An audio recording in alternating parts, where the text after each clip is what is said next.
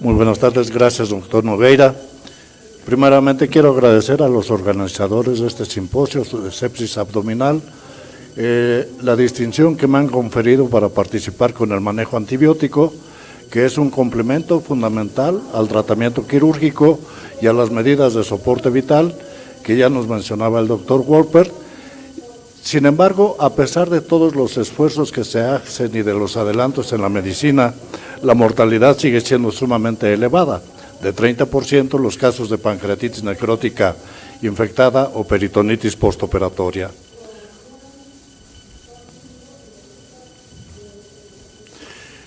En mi presentación me propongo cubrir los siguientes objetivos: mencionar a ustedes muy brevemente la clasificación y mecanismos de acción de los antibióticos, peritonitis primaria, peritonitis secundaria, algunos aspectos de microbiología, tratamiento empírico, si deben emplearse solo un antibiótico o combinaciones, cuánto tiempo debe durar el tratamiento antimicrobiano, infecciones por hongos, peritonitis terciaria, resistencia bacteriana y finalmente las conclusiones.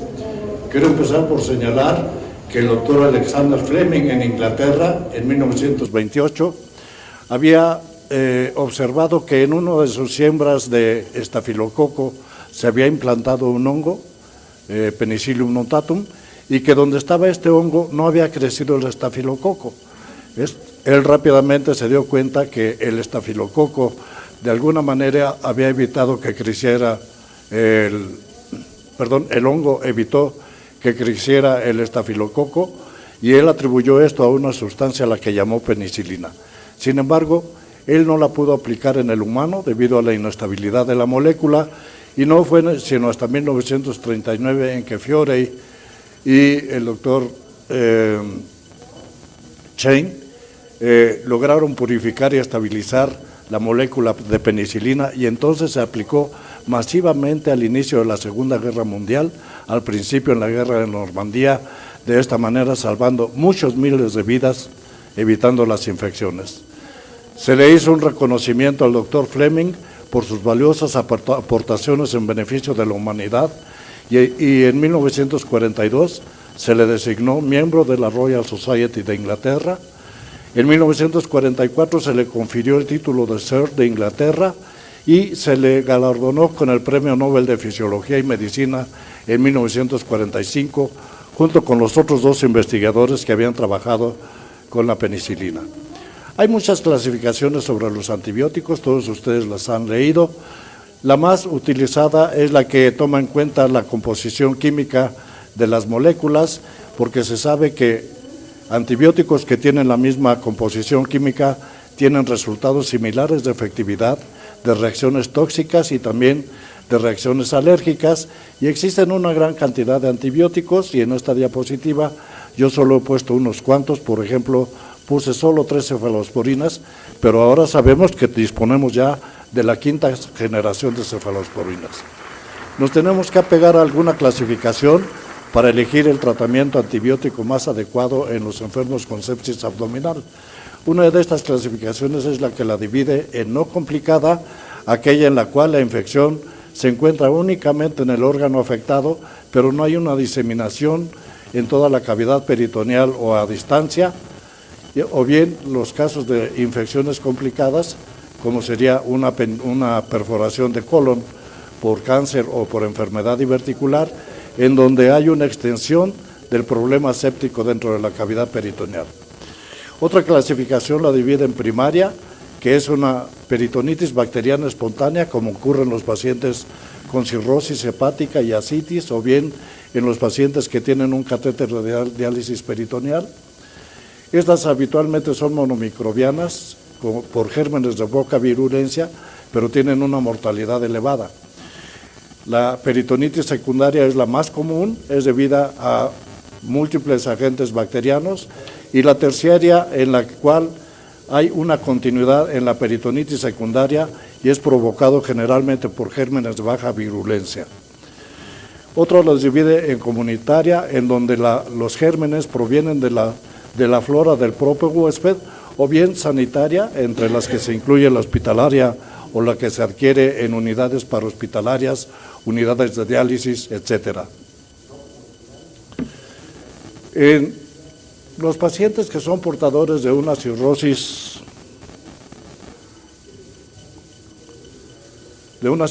hepática con ascitis, se justifica el dar tratamiento profiláctico con antibióticos. La profilaxis puede ser secundaria, es decir, administrar antibióticos en los pacientes con cirrosis y ascitis que ya han tenido un cuadro previo de peritonitis. Se puede utilizar una ciprofloxacina o una quinolona, y la duración del tratamiento antimicrobiano es indefinido, es decir, se utiliza hasta que el paciente queda sujeto a un trasplante renal o bien se le da el medicamento de por vida. La profilaxis primaria es aquella que se aplica en pacientes que nunca han tenido un cuadro de peritonitis espontánea. Se puede utilizar igual una quinolona o una cefalosporina y el tratamiento es también indefinido.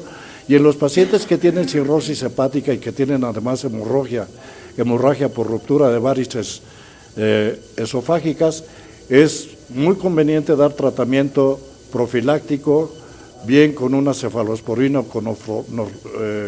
o con una quinolona o con una cefalosporina de tercera generación, y el tratamiento debe sostenerse durante 5 a 7 días.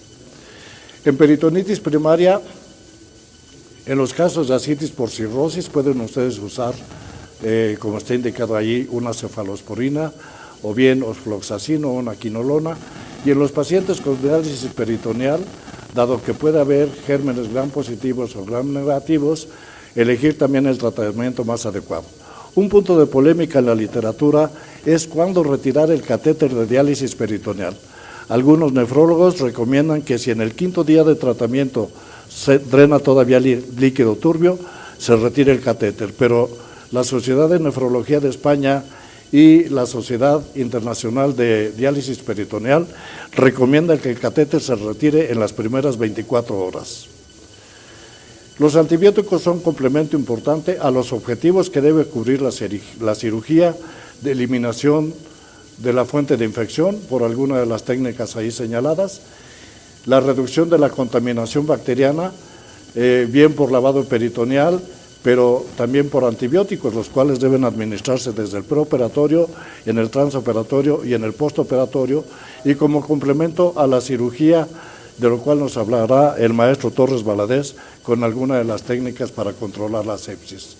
Lo que es importante es que en los pacientes que tienen falla multiorgánica o que han tenido un cuadro de choque séptico, los antibióticos deben iniciarse en la primera hora de llegada al servicio de urgencias, además de dar una oxigenación adecuada, tomar cultivos, iniciar cargas de líquidos, inicialmente con 500 mililitros de solución salina y posteriormente, de acuerdo a la presión venosa central y a la diuresis horaria, monitorear el lactato y vigilar la diuresis horaria, la cual debe mantenerse por arriba de 30 mililitros por hora.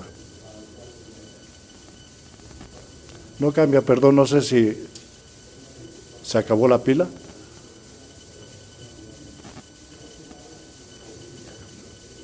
¿Otro? La siguiente, por favor. Bien, en todos los casos debe tomarse en cuenta la microbiología, la cual es diferente en una peritonitis primaria, en la cual puede haber gram negativos o gram positivos, habitualmente son monomicrobianos. En la secundaria, que es la más común, hay gram positivos, gram negativos, anaerobios, y con cierta frecuencia se implantan también hongos, y en la peritonitis terciaria puede haber gram positivos, gram negativos u hongos. Gracias. Los antibióticos deben administrarse en estos casos graves en forma empírica. Se eligen antibióticos de cobertura contra gram positivos, gram negativos y anaerobios. Debe hacerse la administración inmediata, ya que si se retrasa, aumenta la mortalidad. En esa serie del doctor Kumar de 2.000 pacientes con choque séptico, él observó que había una disminución de la sobrevida de 7.6% por cada hora de retraso en el tratamiento, y que la sobrevida era de 82% cuando se daban los antibióticos a los 30 minutos y de solamente 42% cuando había un retardo de 6 horas en su administración. Por otra parte, el doctor Gaisky encontró que la mortalidad es de 19% cuando se administran antibióticos en la primera hora y de 33% cuando se administra posteriormente. El cirujano o el clínico o ambos pueden elegir alguna combinación dependiendo de la flora propia del hospital o de las características del paciente y la elección de los antibióticos podrá modificarse dependiendo del resultado posterior de los cultivos y antibiogramas. En el tratamiento empírico con antibióticos puede darse en algunos casos tratamiento con un solo antibiótico, como puede ocurrir en las infecciones comunitarias leves o graves, pero no se justifica dar un solo antibiótico en las infecciones hospitalarias. Pueden elegirse, por ejemplo, una cefalosporina y una quinolona, pero se recomienda también agregar un medicamento como el metronidazol para atacar a los anaerobios. En algunos casos se recomienda utilizar una combinación de antibióticos, como en los pacientes con neutropenia y sepsis grave, en infecciones por gérmenes resistentes a multifármacos, en pacientes que han tenido sepsis con falla respiratoria o choque séptico, y cuando existen factores adversos, como los que nos señaló el doctor Wolper, retardo en el tratamiento de más de 24 horas, Apache 2 de más de 15 puntos de calificación, edad mayor de 70 años, comorbilidad, desnutrición, peritonitis difusa, malignidad o inmunosupresión. El utilizar una combinación de antibióticos tiene ventajas, se cubre un espectro mayor, puede haber un efecto aditivo o sinérgico, se disminuye el riesgo de resistencias y puede haber beneficio farmacológico no antimicrobiano, como ocurre con los aminoglucósidos, que se supone tienen efecto de estimulación inmunológica. Pero esto también puede tener desventajas, como es el posible desarrollo de resistencia bacteriana, mayor riesgo de toxicidad, riesgo de superinfecciones, principalmente por hongo, riesgo de interacciones entre fármacos y el costo indudablemente mayor. En general, se considera que no se requieren combinaciones de antibióticos en la mayoría de los casos, sin embargo, se justifica por el riesgo de presencia de bacterias resistentes, sobre todo dependiente de la epidemiología del hospital de que se trate. Ahora bien, en los casos de una peritonitis muy focalizada, como en una apendicitis aguda o una colecistitis aguda gangrenosa, no se justifica dar antibióticos más allá de 24 horas. Pero en otros casos existe la polémica de si debe prolongarse el tratamiento o si debe darse un corto tiempo de tratamiento. Y en este estudio multicéntrico, prospectivo, controlado y aleatorizado de 112 casos de sepsis, se dividieron los pacientes en dos grupos, de periodo corto, 4 días, y periodo largo, cuando mucho, 10 días. Y cuando se comparó la infección de las heridas quirúrgicas, la infección intraabdominal recurrente, infección extraabdominal, días de estancia en el hospital, días hasta la aparición de infección intraabdominal recurrente o el número de días transcurridos hasta la aparición de infección extraabdominal o la mortalidad, se observó que no hubo diferencia estadísticamente significativa, de tal manera que la conclusión de este trabajo sugiere que no se requiere un periodo prolongado de antibióticos si se controla quirúrgicamente la fuente de infección. Los hongos son infecciones que están ocurriendo cada vez con más frecuencia. La más común es la cándida, pero en la actualidad la infección por cándida glabrata o la infección por cándida parapertussis, que tiene la peculiaridad de que forma una biomembrana en los catéteres que le protege de la llegada de los antimicóticos. Estas infecciones tienen una mortalidad cada vez mayor, los cultivos frecuentemente son negativos y se justifica el tratamiento empírico en cuanto se tiene el primer cultivo de hongos. Sin embargo, en la actualidad se sabe que hay muchas cepas que son resistentes al fluconazol, por lo cual se recomienda entonces utilizar una equinocandina como las 3 de la izquierda que están señaladas en la parte inferior, y una vez que se ha iniciado el tratamiento debe sostenerse por lo menos durante 14 a 21 días después del último antibiótico positivo. La peritonitis terciaria es una prolongación de una peritonitis secundaria con falla orgánica. Hay hallazgos menores en los estudios de imagen, pueden ser completamente normales, o la cirugía mostrar si acaso un poco de líquido serosanguinolento. Los gérmenes son de baja virulencia, de tal manera que se considera que son más consecuencia que la causa de la enfermedad. Generalmente existe una falla inmunológica y endocrina. El lavado peritoneal y la cirugía pueden complicar aún más al enfermo. Se recomienda desde luego dar antibióticos y algunas otras medidas de descontaminación selectiva del tubo digestivo o de estimulación inmunológica. En la peritonitis terciaria la mortalidad es mayor del 60%. Y un problema de las últimas décadas es la aparición en cifras alarmantes de resistencia de las bacterias que adquieren esta resistencia por diferentes mecanismos.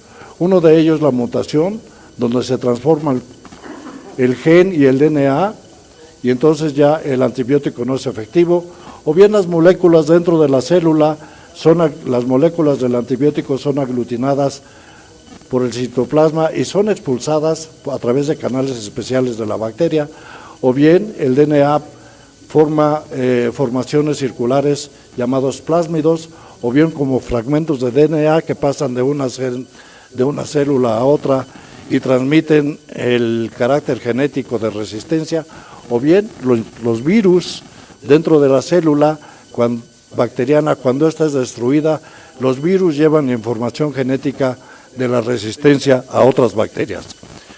Desde luego que el mal uso de los antibióticos, la automedicación, son de los factores que más han influido en la aparición de resistencias. En México se han hecho grandes esfuerzos por parte de la Secretaría de Salud para controlar este problema, como este acuerdo que aparece en la parte inferior, publicado en el Diario Oficial de la Federación, que como todos sabemos desde el año pasado ya no se pueden comprar antibióticos para automedicarse, sino se requiere receta médica. De esta manera, la Organización Mundial de la Salud, en la Asamblea de mayo de 2015, emitió estas 5 estrategias: mejorar la conciencia y comprensión sobre la resistencia antimicrobiana, fortalecer la vigilancia y la investigación, reducir la incidencia de infecciones, optimizar el uso de antimicrobianos, asegurar una inversión sostenible para controlar el efecto para disminuir las resistencias. En conclusión, los antibióticos son indispensables si hay o se sospecha una infección intraabdominal. Se recomienda el tratamiento empírico de acuerdo con el tipo de infección y la resistencia bacteriana local. En infecciones comunitarias se recomiendan antibióticos de espectro corto, son suficientes. En infecciones hospitalarias se recomiendan antibióticos de espectro amplio. Se debe ajustar el tratamiento según el resultado de cultivos y sensibilidad bacteriana. En infecciones no complicadas generalmente no se requieren antibióticos postoperatorios. Ante buena respuesta se prefiere un tratamiento corto. El uso adecuado de los antibióticos disminuye las fallas de tratamiento y las resistencias bacterianas y deben fomentarse las medidas para evitar las resistencias bacterianas. Gracias por su atención.